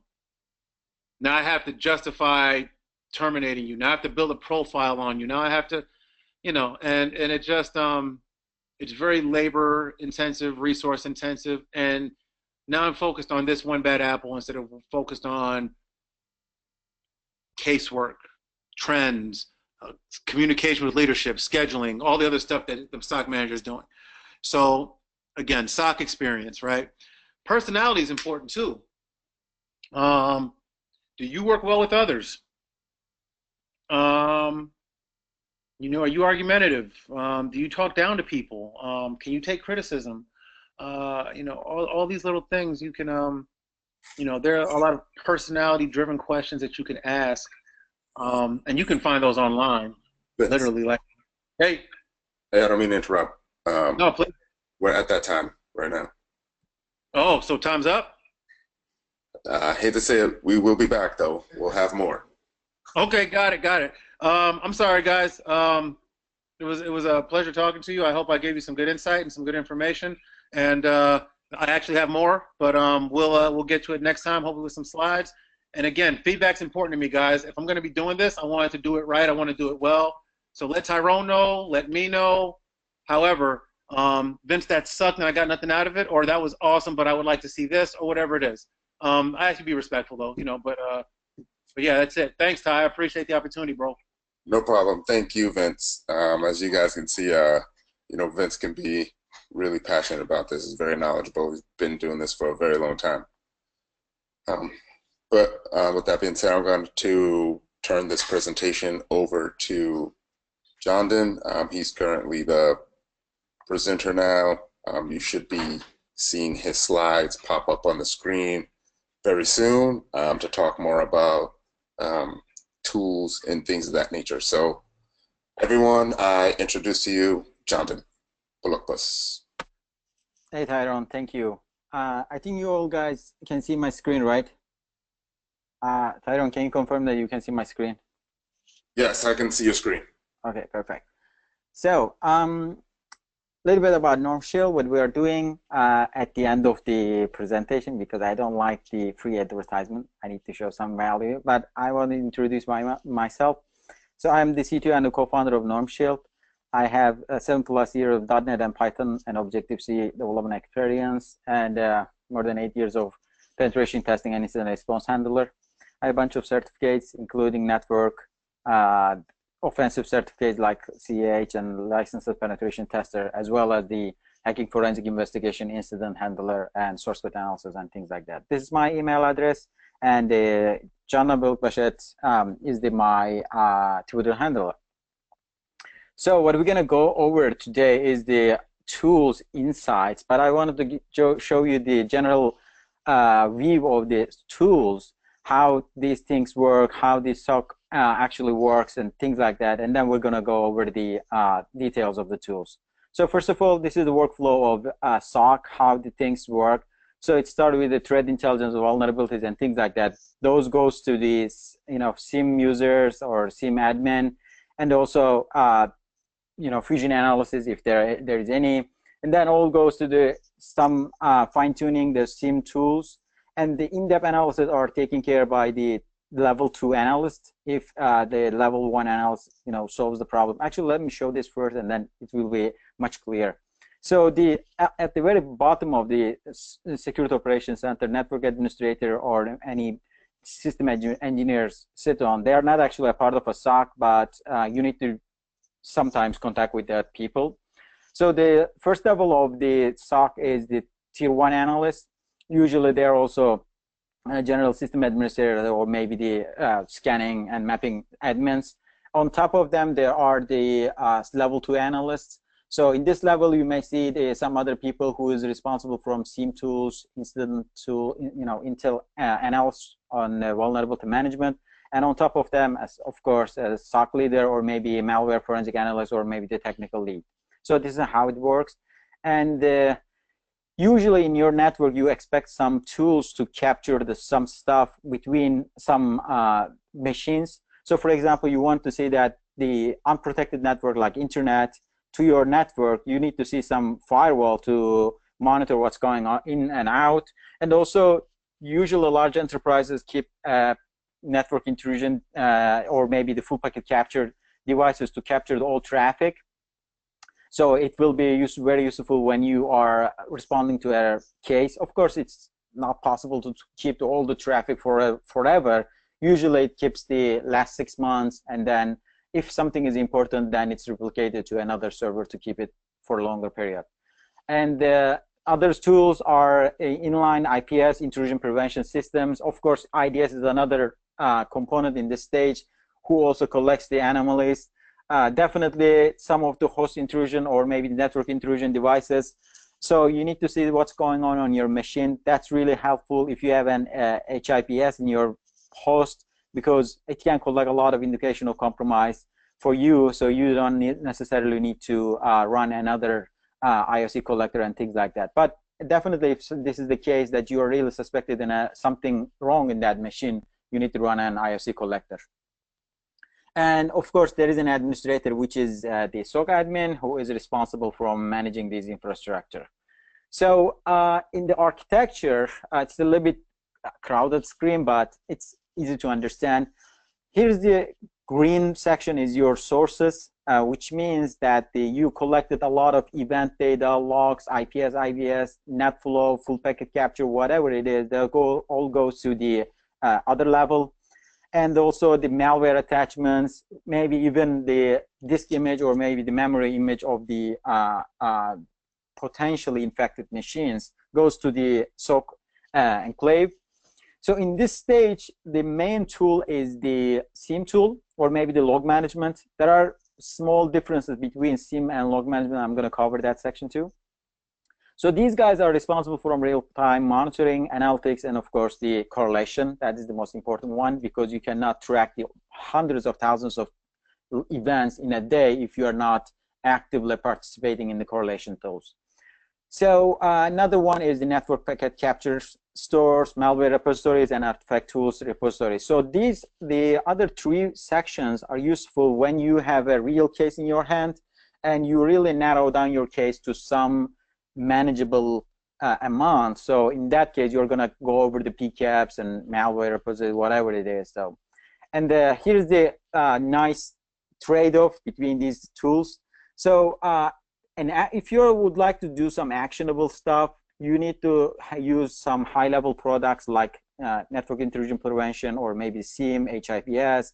But at the bottom of the table, there are good amount of data, so you can get a full context. But it's usually you usually conduct these resources when you really narrow down your case. So that's why audit logs, NetFlow, or maybe the full packet capture goes into play in that section. So what's the aim? What we are trying to do? What's the SOC is trying to solve? Every day we're having a case to solve, and every day everybody is attacking to my network. Yes, actually, everybody is attacking to you, but you need to identify what kind of alarm you should provide. So here's the big picture. So you see the whole behaviors here. So you see that there are two circles here. So one circle actually shows the negatives, and also the yellow circle shows the positive. So what you are trying to find out is true positive. So those are not, I mean, sorry, I just gave you wrong information. The blue circle shows the bad behavior. So this is the alert provided for these behaviors. and what you're trying to find out is the true positive. Of course, in your day-to-day job, you need to eliminate the false positive. You will see a lot of things that are actually false positive, and also you will see that there are a lot of things going on true negative, which means that people are accessing to an HTTPS site. There's nothing wrong with that. That's true negative. That's fine. And also, there are some false negative that we miss. And as a threat hunter, we expect some people to find out what we miss. So that bad behavior that's not being captured is the problem that actually threat hunters or maybe the SOC analysts should solve. But SOC analysts usually operate in this section to eliminate the false positive and also find out the true positive. And bad behaviors usually goes to the threat hunters. So what tools we need to deal with in terms of the size of the data, volume of the data. So here's a nice chart. I got it from, I think, Maitri's side. I don't remember. It's a little bit long time. I have prepared this one. I forget to add the source here. But if you have a few thousands of items per day, then you can work on the raw items. Like you can analyze the log by yourself, manual tools and things like that. So you actually even use some notepad tools to analyze all those stuff. That's fine. But if your number of events per day is somewhere around 10,000 to 100,000, then you need to conduct some of the tools like manual tools like Wireshark, Linux command line tools, maybe volatility, or maybe the autopsy or other open source tools. But after this stage, you need to conduct with some of the commercial tools like log aggregation tools like Splunk, or maybe the SIEM or advanced tools like QRadar, or maybe I'm not saying that Splunk is not a kind of a SIEM. Of course, if you properly configure Splunk, you can actually get a lot of value on that. So here is how it goes. And usually you are expected to analyze these tools too instead of the manual. Manual, of course, has to exist in your tool set, but you need to also manage these tools because it allows you to narrow down the events to this section so you can analyze manually or maybe use these tools to further analysis.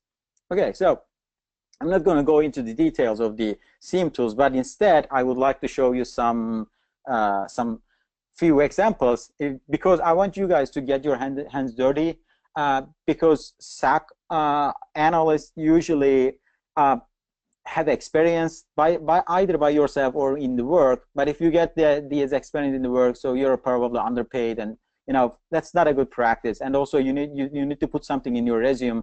So that's why I actually prefer to run your own tools in your machine, do some analysis, and get your hands dirty. So first of all, you need to use the command line very well. So you got to be a real Linux command line junkie.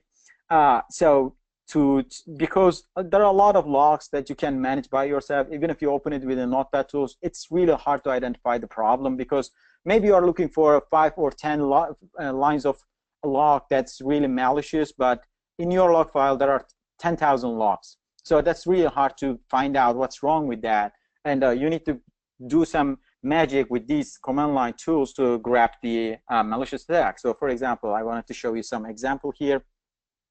This is actually the CTF that we did recently, and I want to show you let me come to that section first.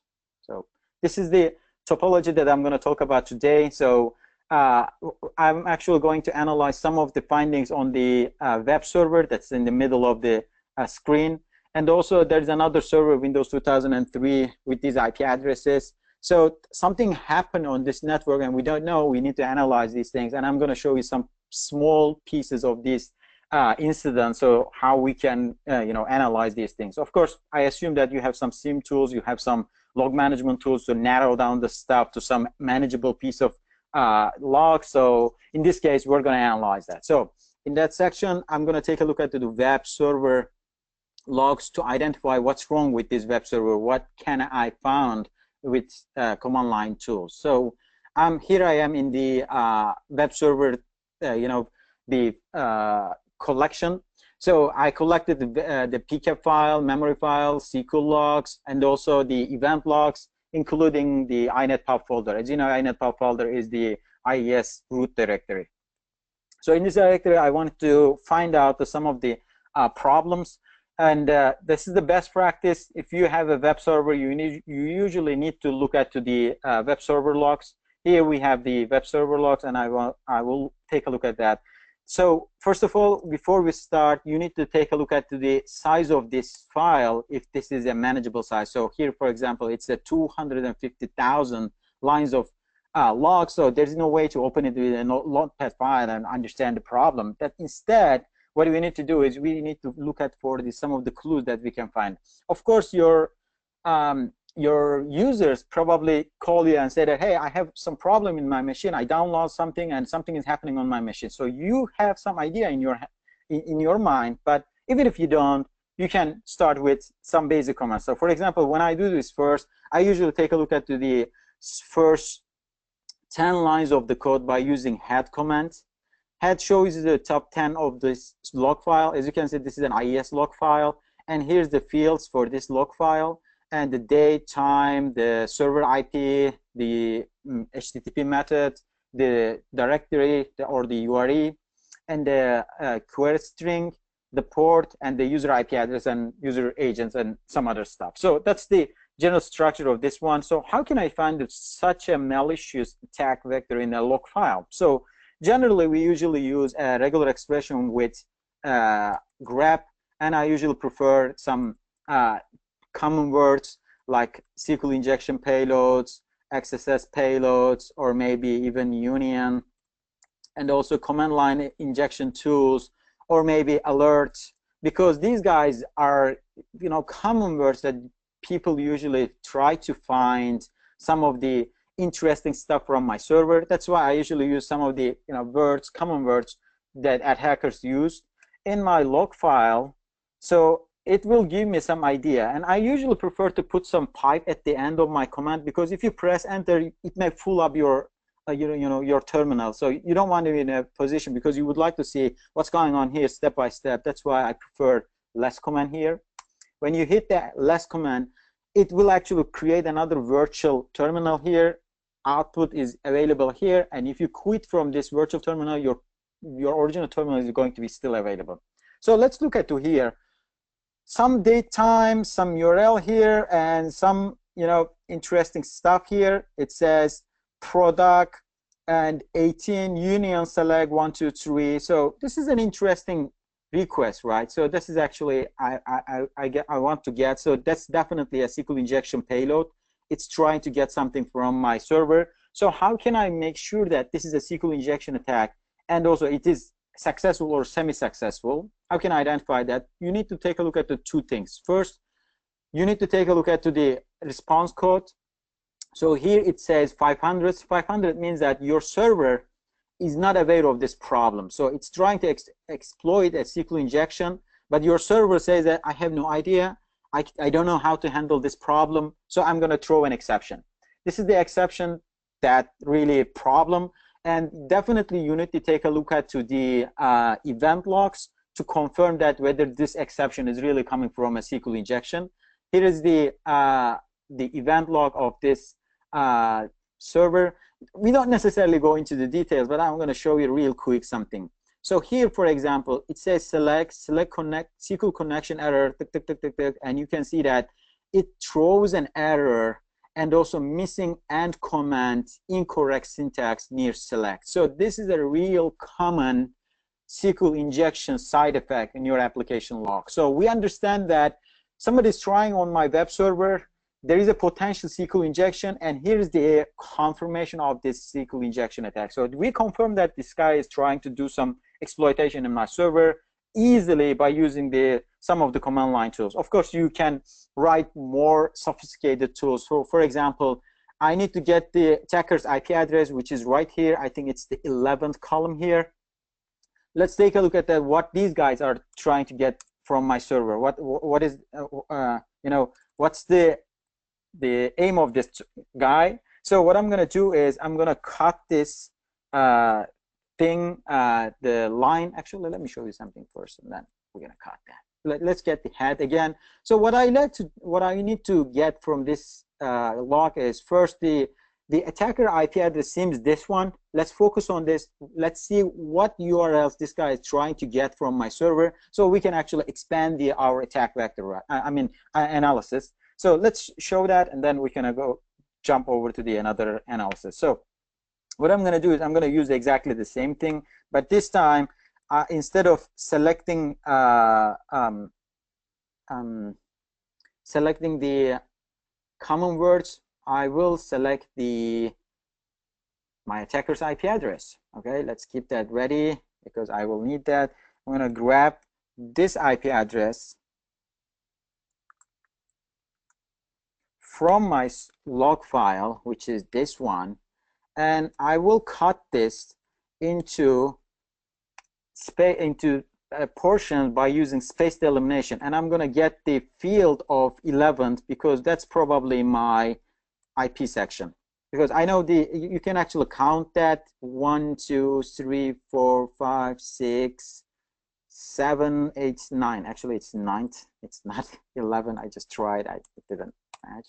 So let's try 9th here. Yeah, that's our attacker's IP address. So that's good. And you can actually try to count that. So for example, word count minus L or whatever. But what I like to do is, we found that this is our attacker, and I would like to get the URLs of the attackers, what kind of URL this guy is trying to get from my server. So 1, 2, 3, 4, 5th column. Let's make sure that it's the 5th column. Yeah, definitely this is the URL. And what I'm going to do is I'm going to sort this, and I'm going to make it unique, and I will count that and then sort again, and I will get it, let's say, more. Okay, this is going to be funny. So okay, I think we didn't get a lot here. Anyways, so what we are looking at is he is trying to access to my product at ASPX page, and what I can actually do is I can even expand my analysis with other IP addresses to find out who else is trying what else in my server. So that's how you can use some basic command line tools to identify the potential attackers and what he's trying to do. Okay, so that's one thing that usually need to be used. And some other tools, of course, I'm not going to go over all the details of these tools, but grab, heads, more, sort, unique, strings, awk, also a good command, cut, find, even for loops, because you may need to work multiple things. And definitely regular expression is going to be another tool. Of course, if you are trying to deal with a bunch of unstructured or semi-structured data, you may conduct to the Python to analyze your stuff.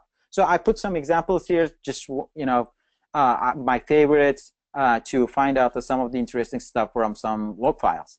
So the other one is, of course, the Wireshark. Wireshark is one of the best tools I have seen in my life. So actually, it's the most contributors are the Linux contributors, but the second stage, I think, the Wireshark, because it's been developed for many years, and there are 2 million of lines, 2.6 million of source code available in this project now. And if you were hiring some people to develop this tool for you, it will cost approximately $100 million. So it's a huge amount of money, and it's free and it's open source. I love Wireshark. I really like these guys, what they're doing. And here's some of the interesting, display filters, but I will show you some good examples. So for example, I want to analyze a log file, the PCAP file. Let's assume that you narrow down for some IP address, and I found it here, some of the IP addresses, and you should try to find out what's going on here. But of course, a lot of stuff here, and you can't just read the packages one by one and try to figure out what's going on here. But instead, I usually prefer to go statistics and protocol hierarchy. Just show you some of the idea about this PCAP file, and it will give you an idea how the network traffic look like. So when I look at it, we usually prefer, see something like HTTP, HTTPS traffic, some SMB traffic, some not BIOS traffic. So the traffic, majority of the traffic, usually HTTP, HTTPS, or maybe the SMB traffic. So let's take a look at this one. This is the traffic. Majority of this traffic is IP version 4, which is fine. And some of them UDP, good. UDP usually less common in a network. Here the TCP is the most common protocol. That's good. And here's the interesting story here. I wish you guys can answer my question while I'm doing this analysis. Put your comments in the question section. Tyrone, please let me know if anybody knows the answer. So we're trying to find out an attack vector here. So what is the attack vector in this PCAP file?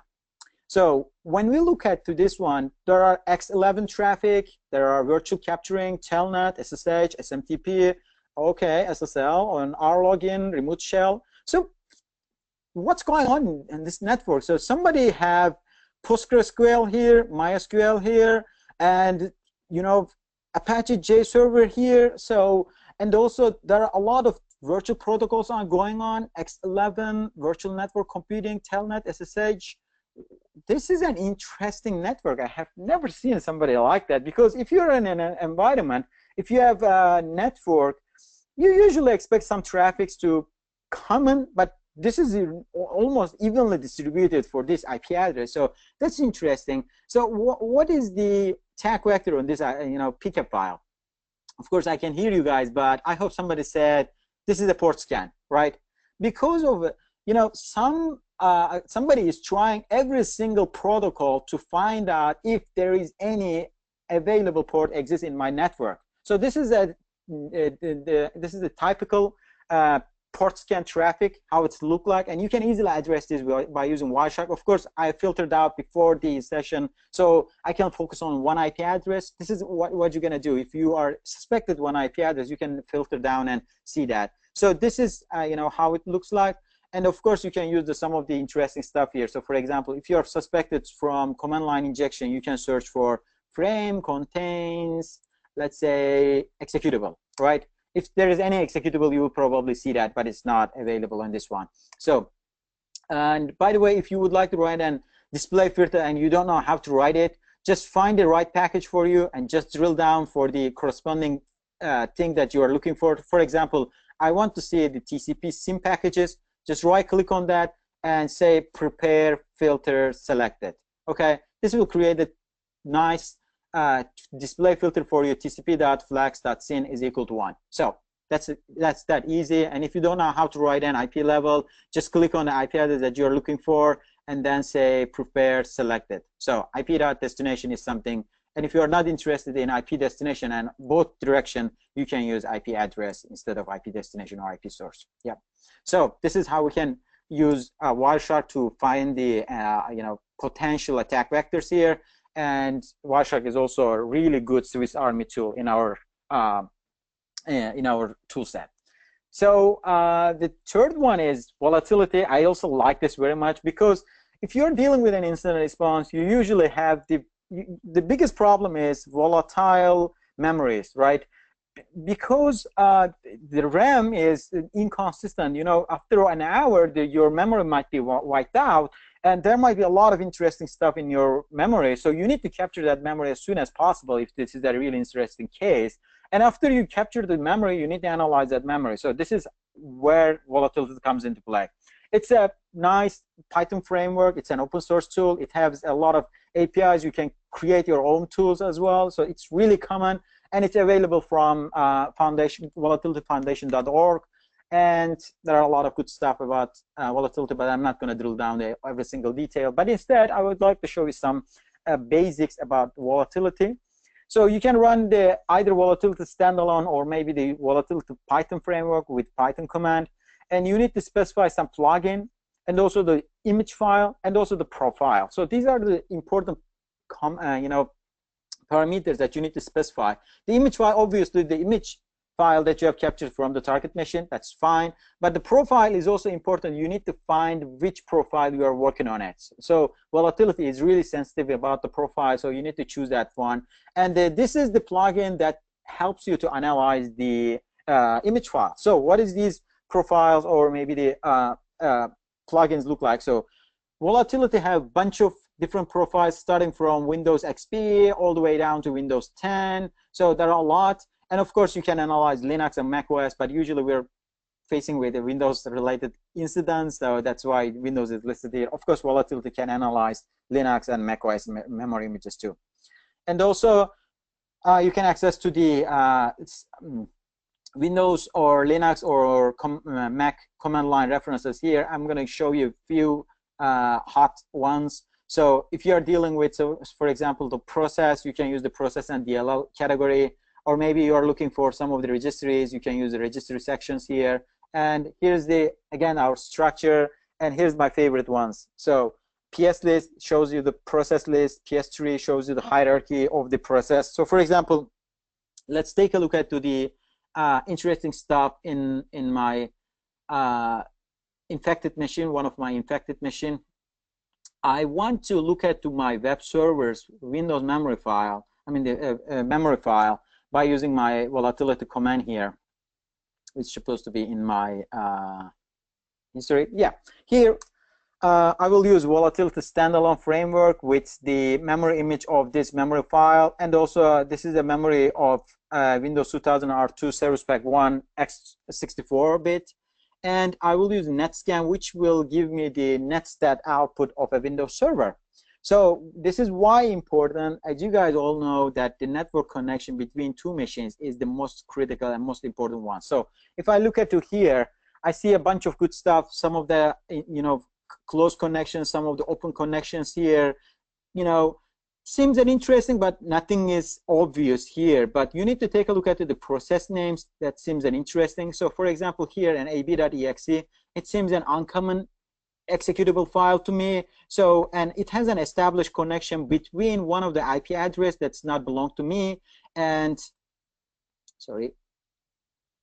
Yeah, this one has a connection, established connection is one of the IP addresses that does not belong to me. So it seems a little bit suspected here. Let's take a look at what this ab.exe stands for, and let's use my volatility, another volatility command to figure out what's going on this server.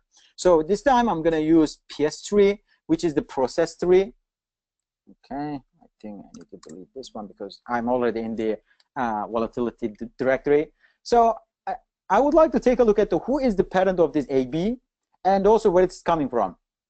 So when I look at it, it says that ab.exe is the parent, child of Windows init, which is, it's not initiated by the user. Nobody has clicked on this executable, and it's been just run by itself. So that is a really interesting stuff. So if nobody is running that, that means the system is responsible from running that. If this is a web server, that might be your IES server, might be your DNS server, whatever service is running on system privilege. So, and the interesting though, this executable is parent of a notepad process, which is also interesting because no system process needs a notepad process to run, right? If I look at it with that execute notepad process, you will see that notepad process also have two different closed sessions, which is also interesting. It's trying to connect to my 445 and 33989 ports, which is also interesting connections that we are not willing to see. Of course, that's a malicious malware, and it's trying to obfuscate itself by using a legitimate executable, trying to connect to other servers. That's the whole story. So this is how we can use volatility to analyze some of the memory files to address the problems. Definitely at the end, if you have your ab.exe in your hand, you need to do the malware analysis. For the malware analysis is actually a really huge topic to cover that. Usually we spend 5 days to malware analysis, but here's some good tools that you need to do this. So by the way, malware analysis usually split into 4 pieces. One is the first one is the basic static analysis. You start with doing the analysis statically without running the malware itself. If you run it in some machine, that's without knowing what's going to happen, it's not a good idea, and you need to know, at least you need to have some general idea about your artifact. So that's where these tools comes from. And the second stage is the automated analysis. So you need to conduct to the some of the good automated scan platforms like VirusTotal, malware analysis, hybrid analysis, or even you can set up your own Cuckoo's sandbox to run this piece of malwares. Of course, you can do it in a sandbox environment by using the basic dynamic analysis techniques. In this case, you need to run some virtualized environments. It has to be really separated from the production environment.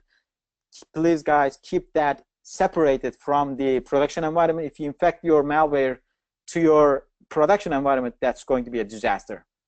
Nobody wants to analyze Petya or not Petya malware in a workstation who has a connection to other Windows machines. So that's the whole idea.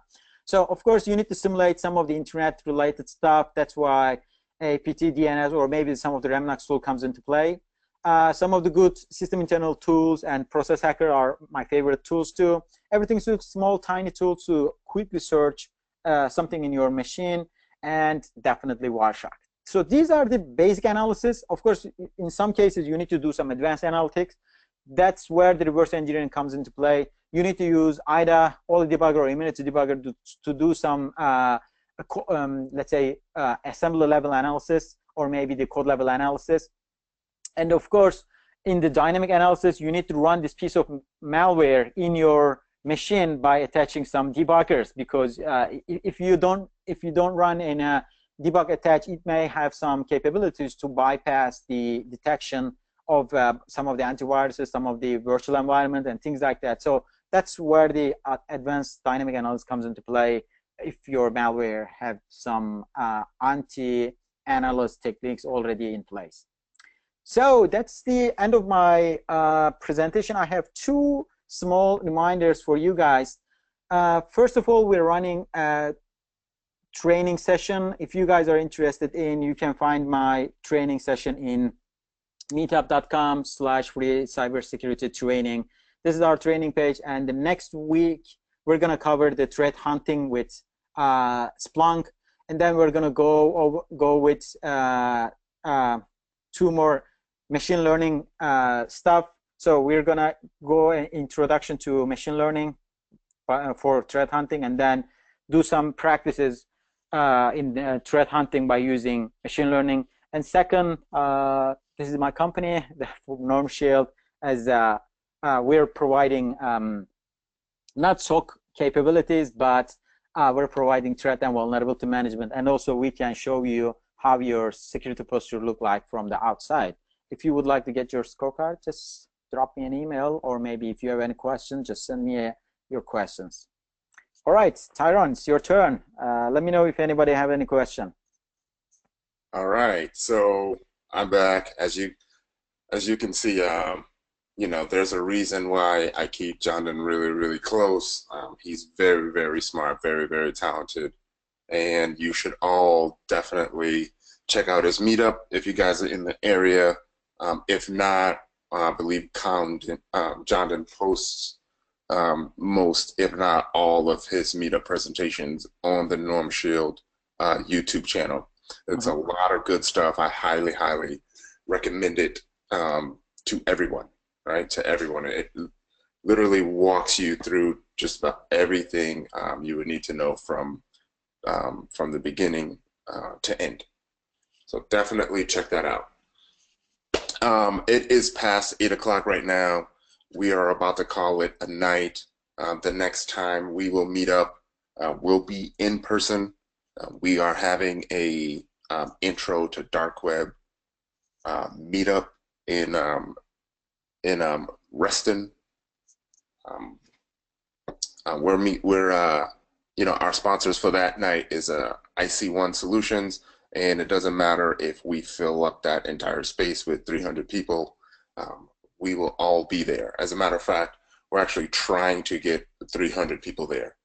So once again, the next meetup is August 3rd in Reston Town Center. I'm sorry, August 2nd in Reston Town Center. We're going to be on 12110 Sunset Hills Road on the 6th floor in Reston. It's some co-working space, so definitely check it out. It's going to be a lot of fun. With that being said, I hope everyone enjoyed that presentation. There will be many more presentations to come, especially, you know, on the SOC fundamentals. There was a request for some threat hunting, right? So we will definitely see that soon. I know Candan has a threat hunting series going on, so definitely check that out.